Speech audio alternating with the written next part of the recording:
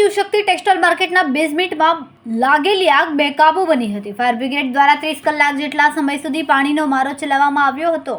Major call જાહેર કરવામાં આવ્યો હતો, જેથી શહેરભરની ગાડીઓને ઘટનાસ્થળે પહોંચીને આગ પર કાબૂ મેળવવાનો પ્રયાસ હાથ ધર્યો। ત્યારે આગ લાગ્યાના 30 કલાકથી વધારે સમય વીત્યા બાદ પણ આગ પર કાબૂ મેળવવામાં સફળતા મળી છે। હાલ કુલિંગની કામગીરી ચાલી રહી છે। 800થી વધુ દુકાનો ભીષણ આગની ચપેટમાં આવી ગઈ હતી, જેમાંથી 400થી જેટલી દુકાનો બળીને ખાખ થઈ ગઈ। ફાયર વિભાગની 40થી વધુ ગાડીઓ દ્વારા સતત પાણીનો મારો ચલાવીને આગને કાબૂમાં લીધા બાદ હાલ કુલિંગની કામગીરી કરવામાં આવી રહી છે। આગને કાબૂમાં લેવા માટે 40 લાખ લીટરથી વધુ પાણીનો ઉપયોગ કરવામાં આવ્યો છે। ભયાનક આગના લીધે ફાયર બ્રિગેડ પાસે પાણી પણ ખૂટી ગયું હતું, જેથી પાલિકાએ પોતાના અલગ અલગ વોટર વર્ક્સ, આજુબાજુના વિસ્તારો, હજીરા, નવસારીથી પાણીના ટેન્કરો મંગાવ્યા હતા। 3500 લીટર અને 1000 લીટરના પાણીના ટેન્કરોથી આજુબાજુની અભિષેક માર્કેટની અંડરગ્રાઉન્ડ ટાંકીમાં પાણી ઠાલવવામાં આવ્યું હતું। આગ લાગવાના કારણ અંગે તપાસ શરૂ છે। પ્રાથમિક દ્રષ્ટિએ શોર્ટ સર્કિટની ઘટના સામે આવી છે।